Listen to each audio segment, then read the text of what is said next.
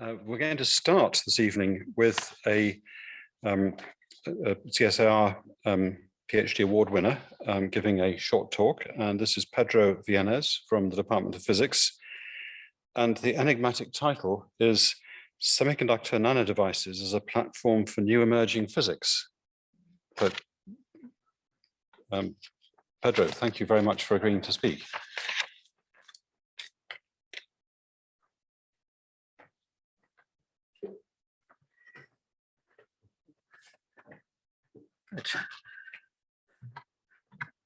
So I hope it won't be as enigmatic by the time I finish.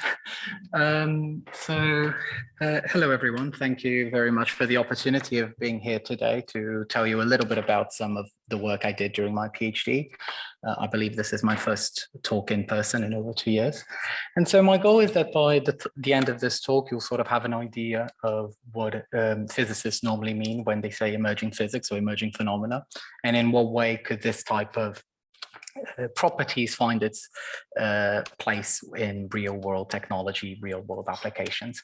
So right now you might be looking at my cover slide and wondering why I decided to have a picture of Flatland next to it. So for those not familiar, Flatland is a book. The main character is called A Square. So as you can probably guess from the name, it's a two-dimensional being. And so what happens throughout the story is that he has the opportunity to go and visit other realms, a three-dimensional world called Spaceland, one-dimensional called Lineland, and zero-dimensional called Pointland.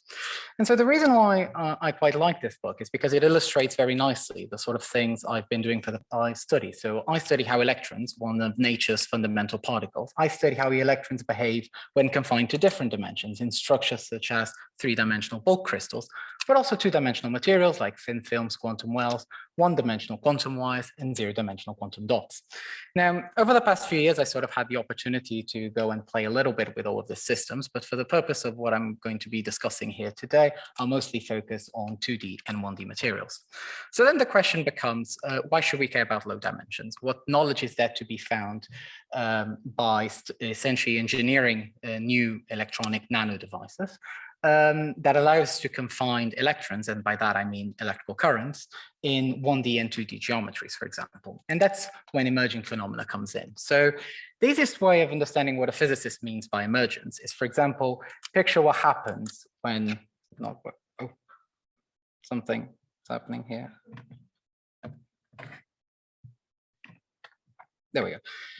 Imagining what happens when lots of birds come together. So you start seeing this sort of patterns. Fish behave in the same way. Financial markets can also be modeled like this. Even the way we learn and acquire language. Actually, this gave half of the Nobel Prize in Physics last year. But so it turns out that the key message being that here the behavior is not down to any single bird or electron individually, but rather the collective response of the whole of the group.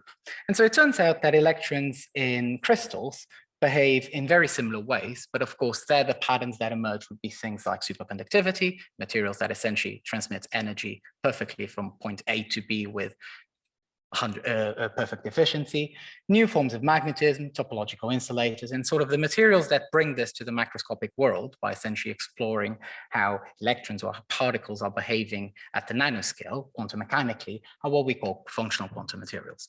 Now, during my PhD, I was particularly interested in studying a very specific system, a one-dimensional system. And in order to do that, I used materials like gallium arsenide. So for context, I'm sure everyone has heard of silicon, is the sort of thing we have in our phones, we have in our computers. Gallium arsenide is the second industry most relevant semiconductor after silicon. You might find it inside solar cells, for example. And this is what a typical device would look like. So here are some scanning electron microscopy pictures. I won't get into too many details about how this works. You might notice that some of these structures are actual three-dimensional. They're suspended about 100 nanometers or so from the surface.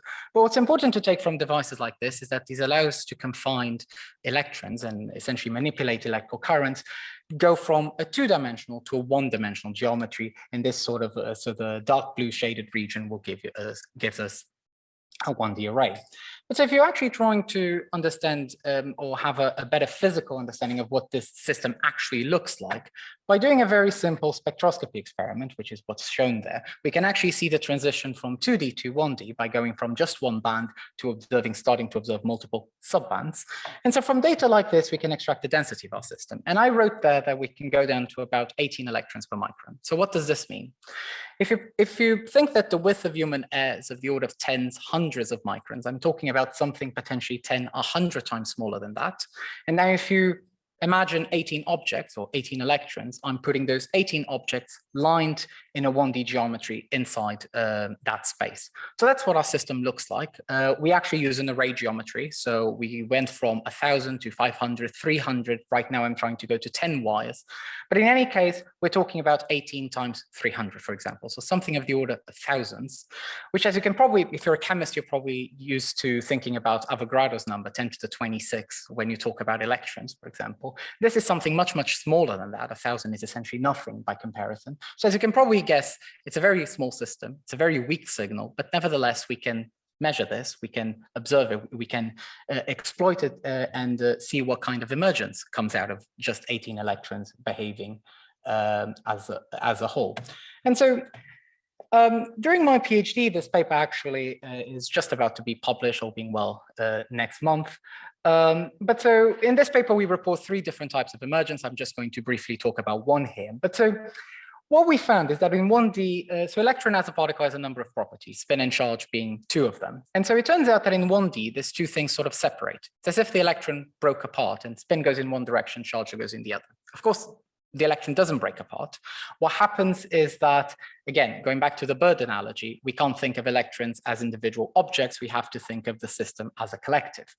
And so this has been known for some time and has been observed mostly at low energies. But what we showed, and sort of the main result that came out of my PhD, is that this is much more robust than what was previously thought. We observed this not only at low, but also at high energies, 5 times the highest energy of the system, which in physics terms means that we went comfortably into the nonlinear regime.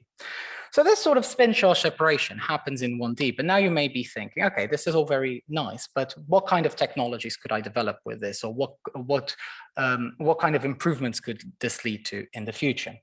Now, normally, if you're thinking of something at an industrial scale or even scaling up, you wouldn't work with 1D geometries. Ideally, you would want to be in 3D or 2D, just because those are simple to scale up. 1D systems are not very easy to scale up. And so if you think of a 2D material, graphene being a very well-known example, would we be able to emulate or replicate this in a system like graphene? And so the last thing, so this slide is just going back to what I was saying before. We can track this particle separately, both by following its mass and velocity. So just again, we were able to take this beyond low energies to high energies. But so now going down to 2D, the question, and this is my last slide I want to leave you with. You may have seen recently in the news that lots of companies, Microsoft, IBM, Intel, Google, they've sort of been trying to create a useful quantum computer. Emphasis here being on useful, because some of them have or claim to have quantum computers, which are very good at solving very hard problems, but they've yet to do something useful that finds its application in the real world. So just about when we released this paper, just under a year ago, Google and the Google Quantum AI collaboration released their paper. You can see there, observation of separated dynamics of charge and spin in the Fermi-Hubbard model, which is essentially a fancy way of talking about the system I was describing at the beginning, a 1D chain of electrons. And so they essentially claimed and reported very similar results to us. The difference being they did a simulation. So they did this, they used a 16-qubit quantum computer. We actually built a physical real device that exists. I can grab it, I can throw it. And so this is how I envision essentially one-day quantum computing potentially becoming useful. You ask a quantum computer, and this is what the Google collaboration is doing at the moment. They released very preliminary results a few months ago, trying now to do what they did in 1D, but do it in 2D. And so if a quantum computer simulates that, and it tells you, okay, here are some potential solutions of what might work, you can then go and talk to a material scientist. You can then go and talk to a condensed matter physicist and see, can I create a crystal, a material which emulates these properties? Could I potentially create a structure where you see something analogous or similar to spin charge separation, but in a 2D geometry? And so with that, I conclude. I'd just like to acknowledge my supervisor, Professor Chris Ford, and all our collaborators, both on the experimental and theoretical side at the Cavendish and elsewhere, as well as my funders, of course. And thank you for your time. Happy to take any questions.